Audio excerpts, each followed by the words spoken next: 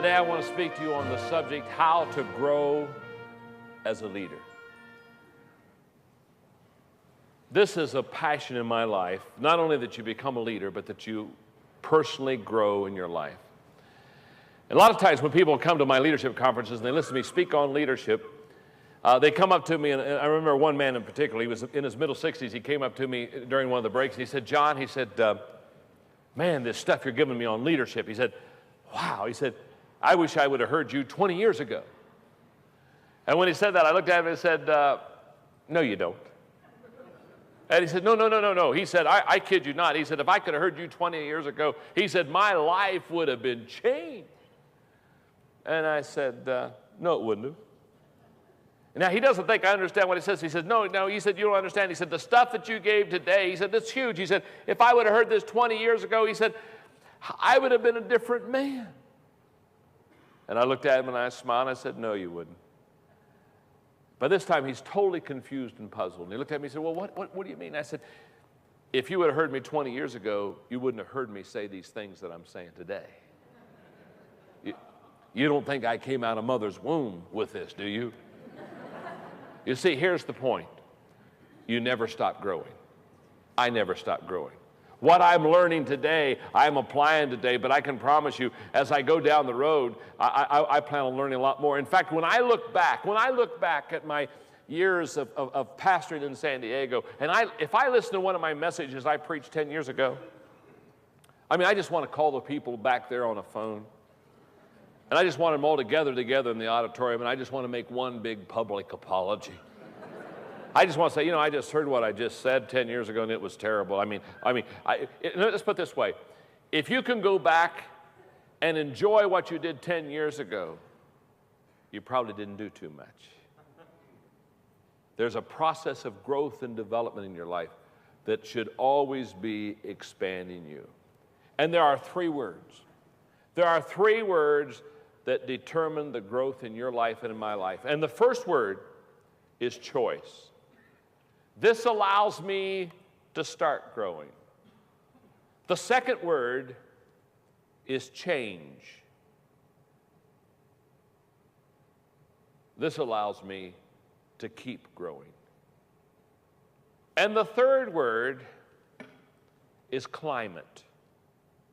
This allows me to enjoy growing.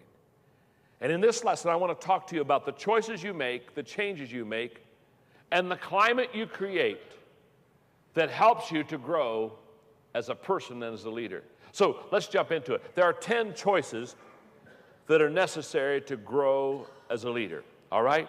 Number one, choose to be a leader.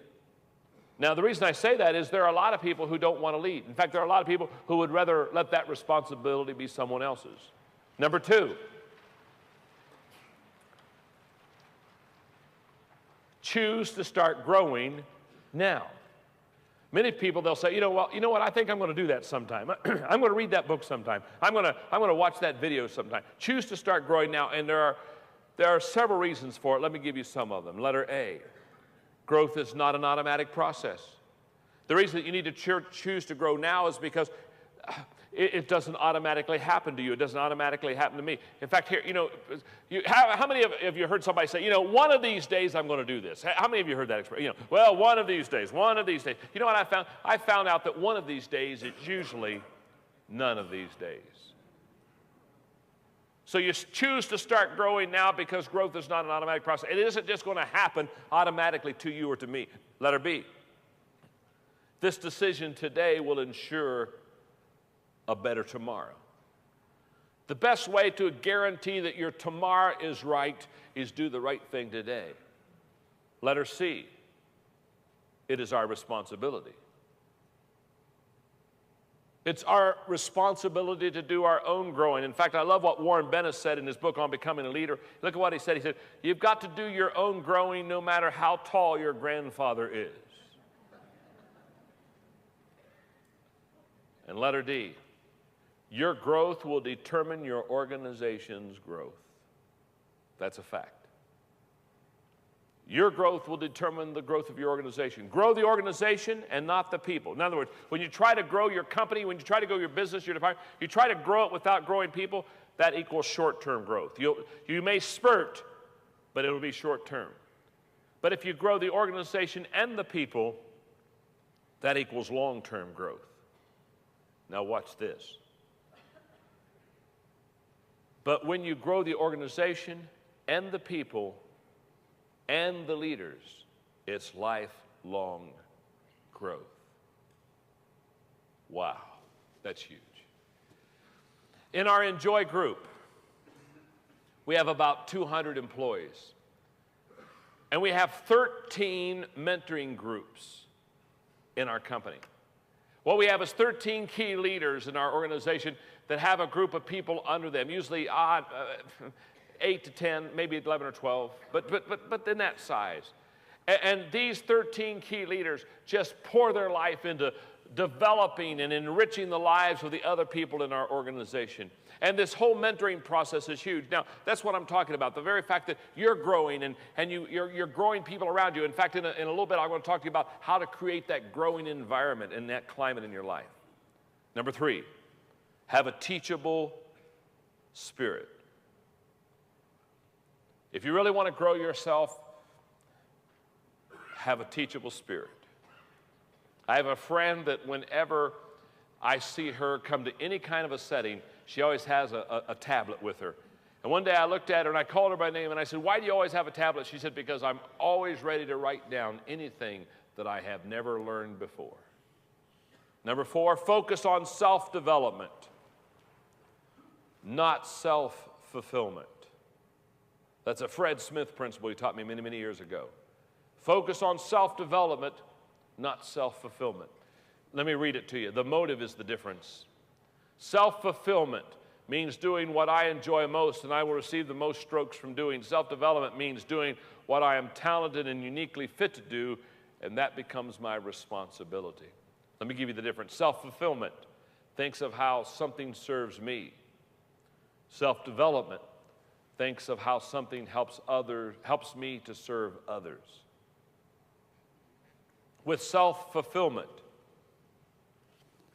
feeling good is the product. With self-development, feeling good is the byproduct. Differences between self-development and self-fulfillment. Number 5, never stay, and I think that's the key word right there. Never stay satisfied with present accomplishments. Never stay satisfied with where you are. Stay satisfied with perhaps what you've been able to do and accomplish, but continue to want to grow and develop.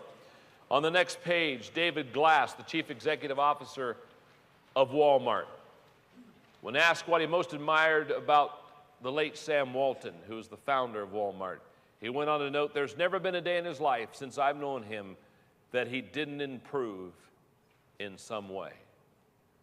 That's huge. Dr. Charles Garfield, I want to read this paragraph because it's a big one. "Peak performers do not see accomplishment as a fixed state, nor as a safe haven in which the individual is moored and completed and finished.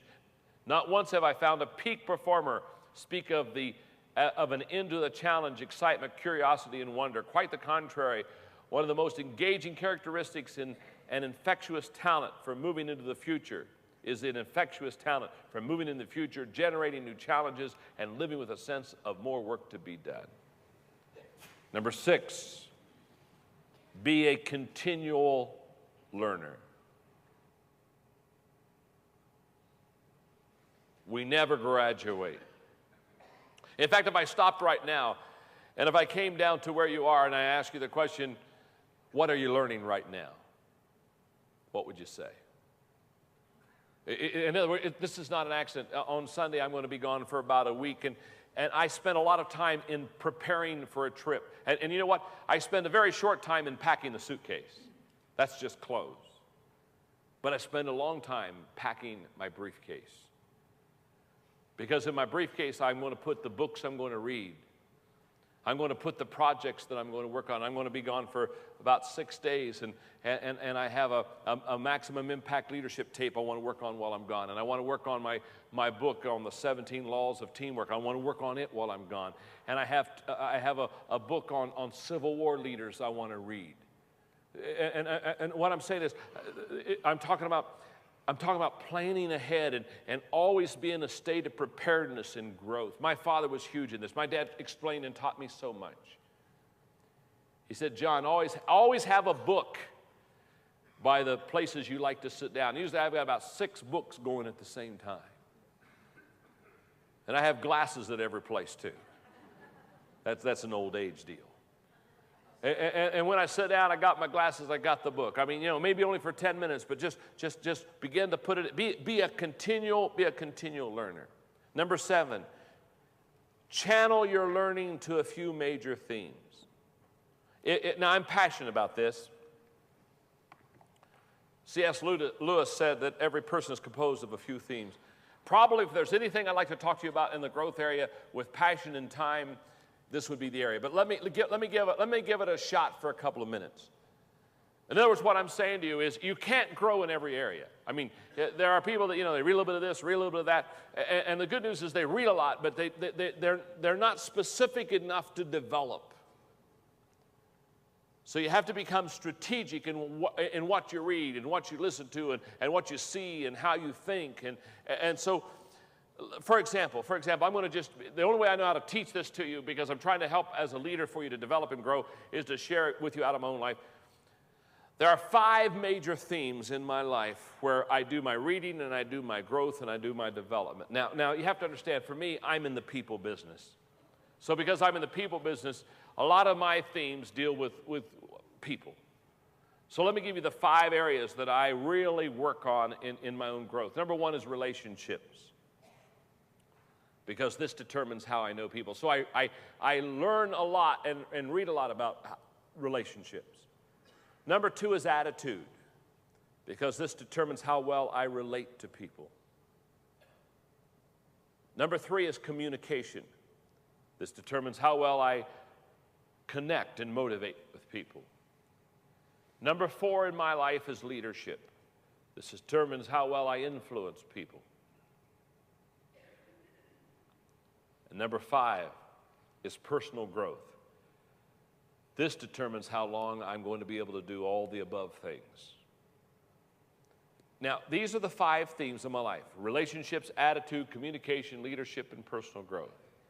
Now, these aren't going to be your 5 things, but what I'm saying is sit down and look at yourself and say, okay, what are the areas where where do I really want to grow? Earl Nightingale said that if you'll spend 1 hour a day on any given subject for a 5-year period, at the end of that 5-year period, you'll become an expert on that subject. So what's the area you want to develop in? What's the area that you want to grow in? Okay, we're still talking about the choices we make to grow. The 8th thing is develop a personal creed. Sit down and ask yourself, what's my own personal creed? Because there's value in that. Let me give it to you. Letter A. It spells out all the concepts that I accept as standards of my thinking and of my behavior. The personal creed kind of basically sets the standards for your thinking and for your behavior. Letter B, it becomes a compass for my life. It's what's going to give you, it's going to be what gives you direction. Letter C, it helps me develop habits which can turn into reflexes. And letter D, the 4th thing, it helps me to know and contribute to my uniqueness. And maybe to illustrate just for a moment before we go, and you can turn the page, but let me illustrate just for a moment here on this. My own personal creed is that I was born to add value to people in the spiritual and in the personal growth area of their life. I honestly believe that's why I was born. I was born to help people grow spiritually, and I was to help people grow professionally in your walk. My whole job is just to help people grow. I had a guy ask me the other day, so what do you do? I used to pastor a church, so I can say I pastor a church. Now all I do is I do these kind of things. I speak at conferences and I write books. And so, but when you try to explain that to people, they say, what do? You say, well, I write. And they kind of look at you and say, yes, and what have you been smoking too? And so the other day when somebody was pressing me, I said, but what do you do? All right, you speak and write, but what do you really do? And all of a sudden I thought to myself, and I smiled and I said, I know what I do. I'm a lid lifter. I help people raise to their potential. I lift the lids off of people so that they can go to a whole new level. Now, that's my personal creed. That isn't going to be yours, but here's what I'm saying. Once you have a personal creed, you know how you want to grow. You know in the areas you want to grow because you'll read things and you'll learn things and you'll develop in your life in the areas that are going to help people and add value at the moment. Now, the ninth choice that I have to make is to pay the price. You got to make a choice to pay the price because there are price tags for personal growth. Let me give you 6. Number 1 is discipline. People that grow personally are disciplined. Number 2 is risk, because you're going to get out of your comfort zone. Number 3 is change, because you cannot grow without changing. Growth means change. Number 4 is loneliness. Again, when you personally grow, there are times when you're going to take the journey without some of the people that you would like to take the journey with. Number 5 is time. It takes a lot of time to grow. I love it. One guy said, all my life I have worked on being an overnight success. It just doesn't happen. And number 6, misunderstanding. I think there's a lot of misunderstanding that comes with people that are really committed to personal growth. I think not only do you leave your own comfort zone, but I think a lot of times you leave the comfort zone of those around you. And there's a lot, sometimes people don't never understand. Now, let me give you one more choice before we talk about some changes you need to make in your life to grow. And the 10th choice is to develop a system to apply what you learn. This is very important. In fact, Jim Rohn said, don't let your learning lead to knowledge, let your learning lead to action. Now, in my life, because I have to speak and write all the time, I have to file. And so you read this on your own, but you're going to find how I develop my filing system and all the things that I basically do. But what I'm saying to you is I learned a long time ago that if I was going to teach and if I was going to speak and if I was going to write, I was going to have to not only read stuff, but I was going to have to put it in places where I could find it. There's the thought. You know what the number one time waster is in life? Looking for things that are lost. Boy, we can, oh dear God, I was just wondering where that was myself. Okay, huh? Well, what I'm saying is develop a system to what you learn, you can apply very quickly.